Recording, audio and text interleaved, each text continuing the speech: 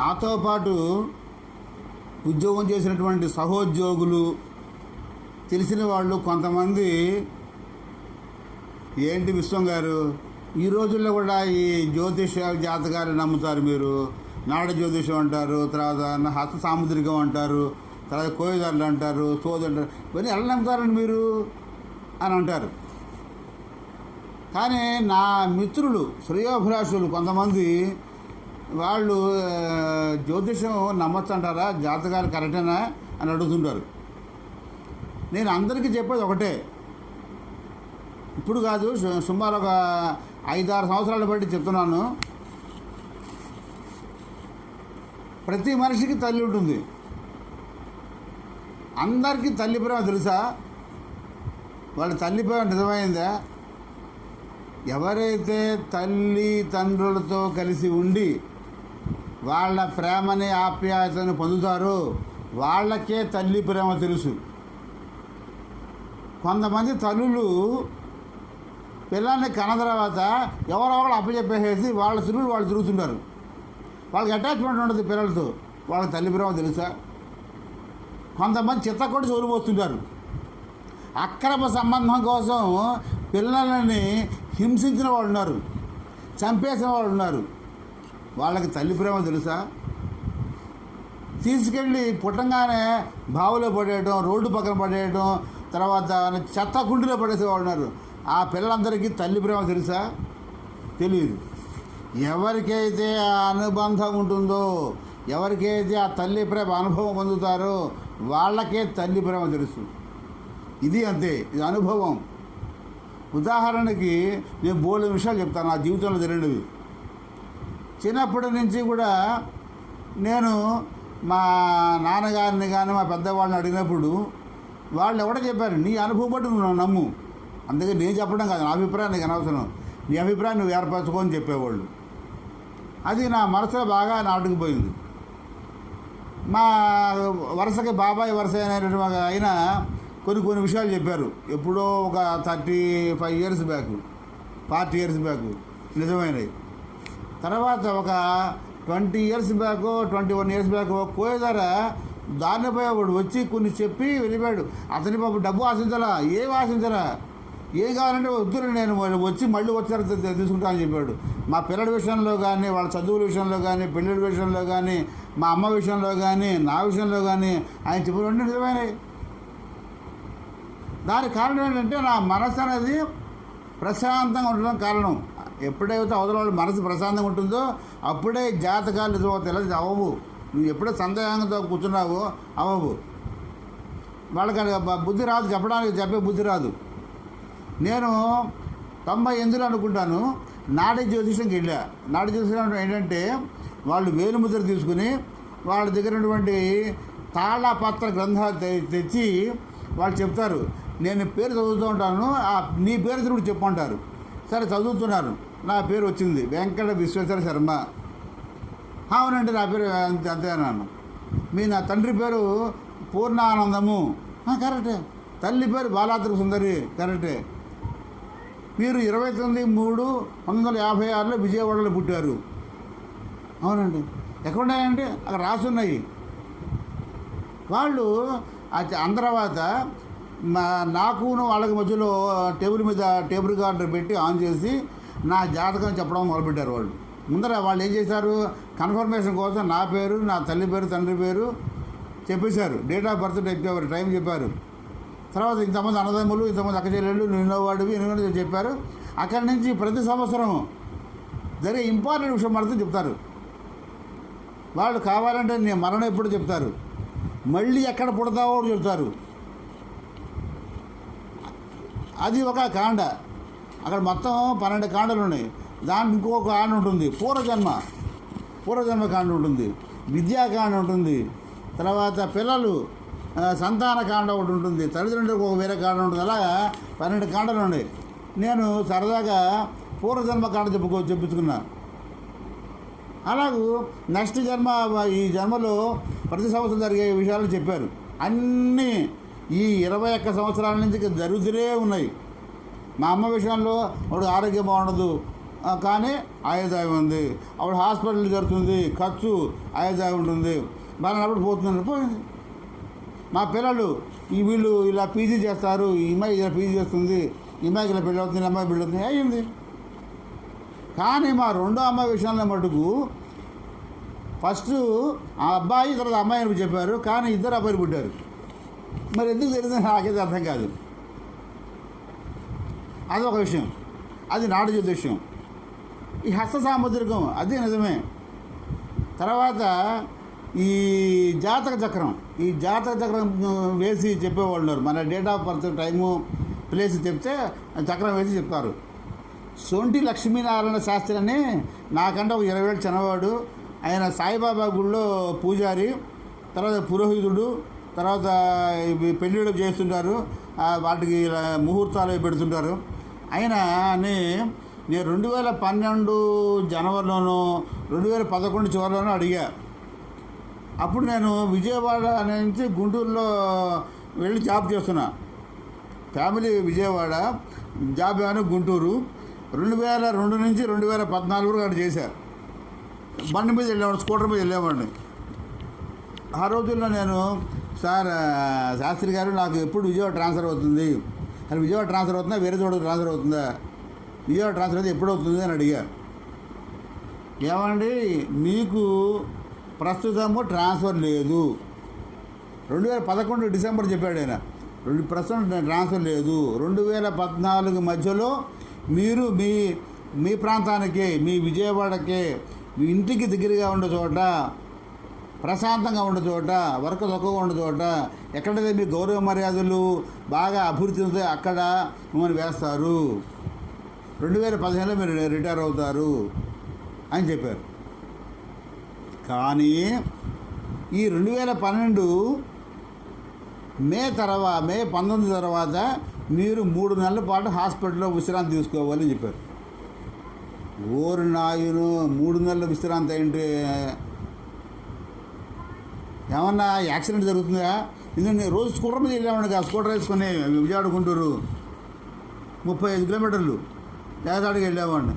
Accident జరుగుతుందా, లేదా కాదారి పడతానా, ఏమైనా ఫ్రాక్చర్స్ అవుతాయా, చెప్పండి సార్ అన్న. అవన్నీ కాదు కానంటే ఇది సార్ పోనీ సార్ దీనికి కానీ పరిష్కార మార్గం ఉందా, ఏం చేస్తే ఏమైనా శాంతులు కానీ పూజలు కానీ చేస్తే అన్న ఫలితం ఉంటుందంటే ఫలితం ఉంటుంది కానీ పూర్తిగా పడి ఉండదంటే మీరు 3 నెలల విశ్రాంతి తీసుకోవాల్సిందే అని చెప్పాడు. నాడు జ్యోతిష్యంలో కూడా నాకు అంతకుముందు 95 చెప్పినట్టు ఇదే చెప్పాడు, ప్రమాదం ఉంది, 2012 ప్రమాదం ఉంది అన్నారు. అంటే అది ఇది 2 టాలీ అయినాయి. సరే ఆయన అడిగిన తర్వాత నేను కూడా అక్కడి నుంచి జాతకాలు చూడటము, చక్రం వేయటము, తర్వాత ఈ దశలు, అంతర్దశలు, గ్రహాలు, వాటి యొక్క ఫలితాలు, ఈ కాంబినేషన్స్, దశల్లో ఉండే కాంబినేషన్లు, ప్రకృతిలో ఉండే గ్రహాల పొజిషన్, ఇవన్నీ కూడా కొంచెం స్టడీ చేయడం మొదలుపెట్టా. ఒక 4-5 నెలలు చదివితే నాకు కొంచెం అనిపించింది, ఓహో ఈ కారణాల వల్ల, శని ప్రభావం వల్ల, గురువు ప్రభావం వల్ల, ఈ కుజులకు ప్రభావం వల్ల మనకి యాక్సిడెంట్ అవుతానికి ఏదో మొత్తానికి జరుగుతుంది, శరీరంలో కోతలు పడతాయి, కుట్లు పడతాయి అనుకుని సరే నేను నాకు తోచిన విధంగా ఆయన అడిగి సలహా తీసుకుని కొన్ని పూజలు, పునస్కారాలు, ఈ నవగ్రహ ఆరాధన, నవగ్రహ ప్రదక్షిణ, అలా కొన్ని నేను కొన్ని ప్రక్రియలు చేశా, పూజలు చేశా. 2000 తర్వాత మర్చిపోయా. కరెక్ట్గా మే 19 రాత్రి నన్ను దిగి రమేష్ హాస్పిటల్ చేర్చారు అంబులెన్స్లో. ఏంటంటే హార్ట్ అటాక్ వచ్చింది. నాకేం అనిపించట్లా హార్ట్ అటాక్ వచ్చినట్టు. నేను అందరితో బాగానే మాట్లాడుతున్నా, కానీ చుట్టుపక్కల తెలిసిపోయింది నాకు హార్ట్ అటాక్ వచ్చిందని. డాక్టర్ని చూపిస్తే కన్ఫర్మ్ చేశారు. తర్వాత ఈసీ తీశారు. వెంటనే ఈ అంబులెన్స్ పిలిచారు, వెళ్ళి రైల్వే హాస్పిటల్ నుంచి రమేష్ హాస్పిటల్కి పంపించేశారు. ఆపరేషన్ జరిగింది. ఆయన చెప్పినట్టు ఈ సొంటి లక్ష్మీనారాయణ శాస్త్రి గారు చెప్పినట్టే 3 నెలల పాటు రెస్ట్ అయిపోయింది. జూన్, జూలై, ఆగస్టు, సెప్టెంబర్ 2 తారీఖు మళ్ళీ ఉద్యోగంలో చేరా. తర్వాత 2014లో మధ్యలో నాకు ఇక్కడ విజయవాడ, నాకు ఇంటికి దగ్గరగా ఉండే ఆఫీసులో ట్రాన్స్ఫర్ వచ్చింది. మరి నిజమేనా? మరి దాన్ని బట్టి నేను జాతకాలు నమ్మాలా లెక్కలేదా? కనుక నేను జాతకాలు నమ్మాలా లెక్కలేదా? నమ్మాను. తర్వాత ములుగు రావణ ప్రసాద్ సిద్ధాంతి శ్రీకాళహస్తి ఆస్థాన జ్యోతిష పండితుడు. ఆయన కొన్ని ఆయన పుస్తకాలు రాశాడు. ఆయన ప్రతి సంవత్సరం కూడా పంచాంగం రాస్తారు. ఆ పంచాంగంలో జరగబోయే విషయాల్లో కొన్ని ఇంపార్టెంట్ విషయాలు చెప్తారు. దాంట్లో వైఎస్ రాజశేఖర రెడ్డి పోతాడకి ప్రమాదము, ఆయనకి భద్రతా లోపం అని 1 year ముందు రాశాడు. తర్వాత ఆయన తెలంగాణ అనేది కూడా కంపల్సరీ తప్పకుండా ఇస్తారు అంత అని చెప్పి రాశాడు. 2 సంవత్సరాలు రాశాడు. అది అందరూ అనుకున్నారు తెలంగాణ ఎవరు అనుకున్నారు, ఇది ఎప్పుడు జరిగేదే ఎవరు అనుకున్నారు. ఇచ్చారు, తెలంగాణ ఇచ్చారు. అలాగే ఈ ప్రకృతిలో ఉండే గ్రహాల యొక్క సంచారం వల్ల కుక్కల సంఖ్య బాగా పెరుగుతుంది అని రాశాడు ఆయన. ఎప్పుడు 2009లోనే పెరిగినాయి లేదా? ఇప్పటికైనా కుక్కలు విజయవాడ మీ అన్ని ఆంధ్రదేశం మొత్తం కూడా, ఆంధ్ర రాష్ట్రం మొత్తం కూడా కుక్కలు విపరీతంగా పెరిగిపోయినాయి. విజయవాడలో మరిన్ని పెరిగిపోయినాయి. మరి ఎలా నిజమైనవి ఇవన్నీ జాతకాలు? తర్వాత నేను చెప్పాక సరదాగా కొంచెం ఈ చదవడం మొదలుపెట్టానని, అలాగే మా స్నేహితులలో, మిత్రుల్లో, తెలిసిన వాళ్ళలో సన్నిహితులైన వాళ్ళు వచ్చి నన్ను అడిగితే, విశ్వం గారు ఇది పరిస్థితి అంటే కొన్ని వాళ్ళకి చెప్పినప్పుడు అవి 15 మంది సుమారు అడిగారు నన్ను. 14 కేసులు నిజమైనాయి, 1 కేసు పట్టు నిజం కాలే. ఎందుకో అర్థం కాలే, నాకు అర్థం కాలే. నేను స్టడీ చేశాను, వాళ్ళు ఇచ్చే హరోస్కోప్ స్టడీ చేసా, చెప్పా ఇలా చేసుకుని ఇలా జరుగుతుంది పెళ్ళి అని చెప్పాను. మరి వాళ్ళు చేశానని చెప్పారు, వాళ్ళు చేశారో తెలియదు. మరి ధరలా 15 కేసులు 14 నిజమైనవి. ఎలా నిజమైనవి? నా గొప్పతనం కాదు, శాస్త్రం గొప్పది. జ్యోతిష్ శాస్త్రం అది అదో సైన్స్ అంతే.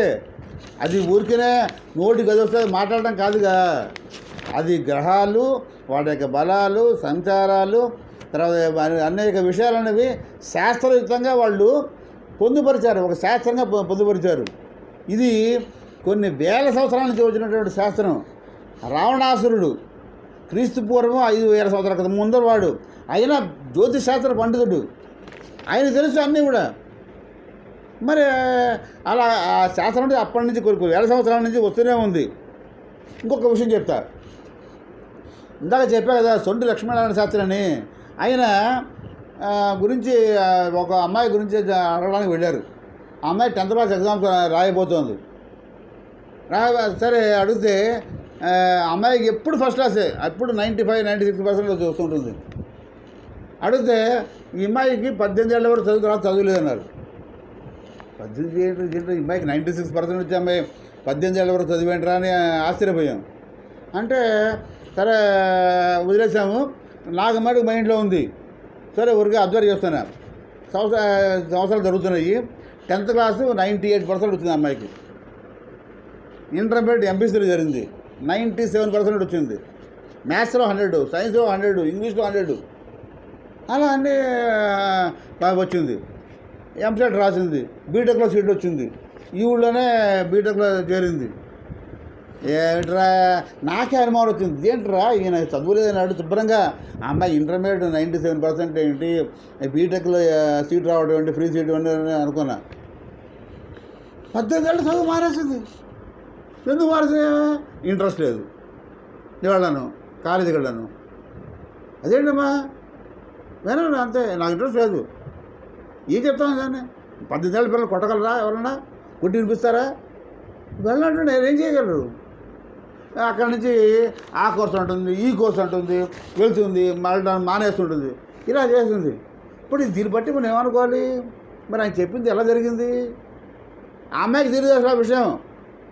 ఈ విషయము మనం చెప్పించుకున్నటువంటి ఈ జ్యోతిషం చెప్పేసిన విషయం ఆ అమ్మాయికి తెలియదు. ఇలా జరిగింది ఇవన్నీ కూడా. కనుక నా అనుభవం ప్రకారము ఈ జ్యోతిషం అనేది నిజము. జాతకాలు చెప్పడం కూడా అందరికీ తెలియకపోవచ్చు, అందరికీ తెలియదు.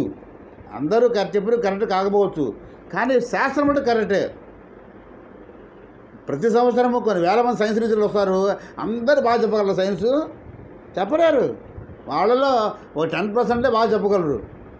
జ్యోతిష పండితులు వేల మంది ఉండొచ్చు, వాళ్ళలో కొంతమంది మటుకు చాలా చక్కగా రీజనింగ్ కదా, చక్కగా ఉదాహరణతో సహా చెప్పేవాళ్ళున్నారు, అవి నిజమవుతాయి. ఇప్పుడు జగన్ విషయంలో నిజమైంది. ఒక ఆయన చెప్పాడు 130 కంటే ఎక్కువ వస్తాయి, స్వీపింగ్ మెజార్టీ వస్తుంది, లేకపోతే నేను జన్మలని మళ్ళీ నేను జ్యోతిష్యం ఉంటున్నాడు. నిజమేదిగా. బట్టి నా జీవిత అనుభవం బట్టి నేను నమ్ముతాను రా, ఈ జాతకాలు జ్యోతిషాలు నమ్ముతాను. నమ్మటం నమ్మకపోవడం అనేది మీ ఇష్టం. అర్థమైందా? మన వాళ్ళకి మనరాళ్ళకి అందరికీ కూడా దీర్ఘాయుష్మానుభవ, ఆరోగ్యమస్తు, సమస్త మంగళానుభవంతు, విజయవస్తు. మీ విశ్వం తాతయ్య.